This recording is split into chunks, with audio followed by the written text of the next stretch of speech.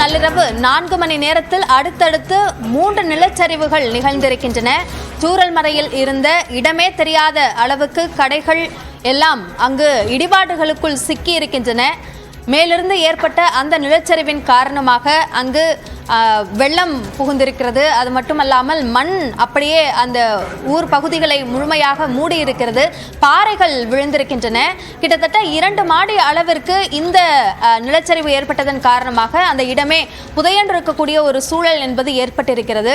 இதுவரைக்கும் உயிரிழந்தவர்களுடைய எண்ணிக்கை 36 என்று அதிகாரப்பூர்வமாக சொல்லப்பட்டிருக்கிறது. தற்போது அது மேலும் 43ஆக உயர்ந்திருக்கிறது என்ற அந்த முக்கிய செய்தியும் தற்போது நாம் பார்த்து கொண்டிருக்கிறோம்.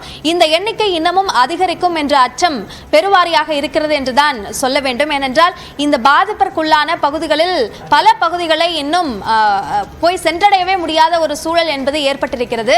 இதில் தரைவழியாக செல்வதற்கு அங்கு இருக்கக்கூடிய அந்த ஊர்களை இணைக்கக்கூடிய பாலம் அங்கு ஆற்றில் அடித்து செல்லப்பட்டு விட்டது. அதனால் தற்காலிகமாக ஒரு பாலத்தை அமைத்து அதன் மூலமாகத்தான் அந்த பகுதிகளுக்கு செல்ல வேண்டிய ஒரு சூழல் என்பது ஏற்பட்டிருக்கிறது. ஆனால் உள்ளே இருக்கக்கூடிய மக்கள் என்னவாக இருக்கிறார்கள் என்பது இன்னமும் முழுமையாக தெரியாத ஒரு சூழல் ஏற்பட்டிருக்கிறது என்றுதான் சொல்ல வேண்டும். இதில் மிக குறிப்பாக தரை வழியாக செல்வதில் இப்படியான சிக்கல்கள் ஒருபுறம் இருக்கக்கூடிய நிலையில் வான்வழியாக ஹெலிகாப்டர் மூலமாக அந்த பகுதிகளை சென்றடைவதிலும் மிகப்பெரிய சவால் என்பது ஏற்பட்டிருக்கிறது. ஹெலிகாப்டர்களை தரையிறக்குவதற்கு அளவிற்கான ஒரு இடம் அந்த பகுதியில் இல்லவே இல்லை.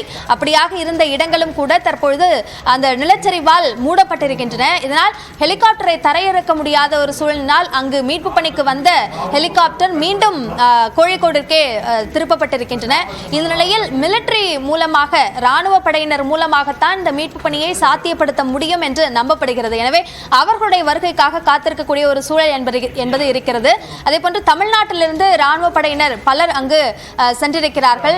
இந்த நிலையில் நிலச்சரிவால் பாதிக்கப்பட்ட வயநாடு பகுதிக்கு மக்களவை எதிர்க்கட்சித் தலைவர் ராகுல் காந்தி செல்கிறார். ராகுல் காந்தி இந்த தேர்தலில் போட்டியிட்ட தொகுதிகளில் ஒன்றான வயநாடு தொகுதியில் அவர் வெற்றி பெற்று பின்னர் அந்த பதவியை ராஜினாமா செய்தார். இந்த நிலையில் தற்பொழுது அந்த பகுதியில் பார்வையிடுவதற்காக ராகுல் காந்தி செல்லக்கூடியதையும் முக்கிய செய்தியாக பார்க்கிறோம். இது சார்ந்த கூடுதல் விவரங்களை நம்முடைய செய்தியாளர் சுசித்ராவிடம் கேட்கலாம். சுசித்ரா, ராகுல் காந்தி எப்போது புறப்படுகிறார்? விவரங்களை பதிவு செய்யுங்கள். கேரள மாநிலம் வயநாட்டில் உள்ள முண்டக்காய், சூரமலா, ஆட்டமலா, நூல்புலா ஆகிய பகுதிகளில் ஏற்பட்ட கடும் கனமழையினால் ஏற்பட்ட நிலச்சரிவின் காரணமாக சுமார் 43 பேர் வரை தற்பொழுது உயிரிழந்தார்கள்.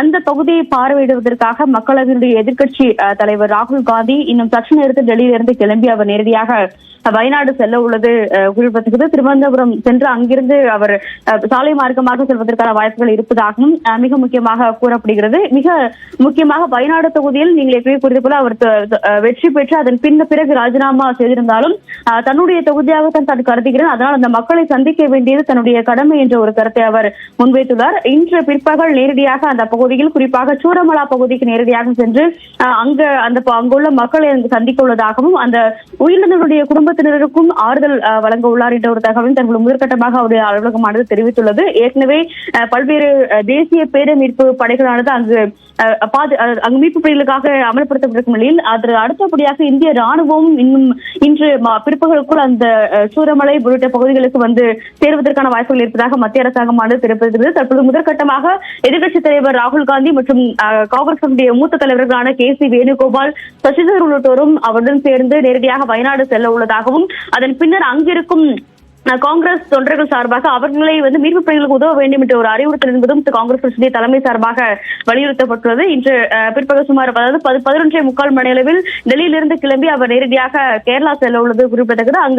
அங்கிருந்து எர்ணாகுளம் உள்ளிட்ட பகுதிகள் மூலமாக சாலை மார்க்கமாக அவர் நேரடியாக இந்த வயநாடு தொகுதிக்கு அவருடைய அந்த பாதிக்கப்பட்ட இடங்களை பார்வையிட உள்ளார். அந்த பாதிக்கப்பட்டு மருத்துவமனையில் சிகிச்சை பெற்று வரும் மக்களையும் அங்கு சந்திக்க உள்ளது மிக முக்கியமாக பார்க்கப்படுகிறது. அபினியா, ராகுல் காந்தி அங்கிருந்து புறப்பட்டு தற்போது வயநாடிற்கு வரவிருக்கிறார். இது சார்ந்த விரிவான விவரங்களுக்கு நன்றி சுசித்ரா. கீழ்ப்பகுதிகளில் ஏற்பட்ட பாதிப்புகள் தான் ஓரளவுக்கு தெரிய வந்திருக்கின்றன.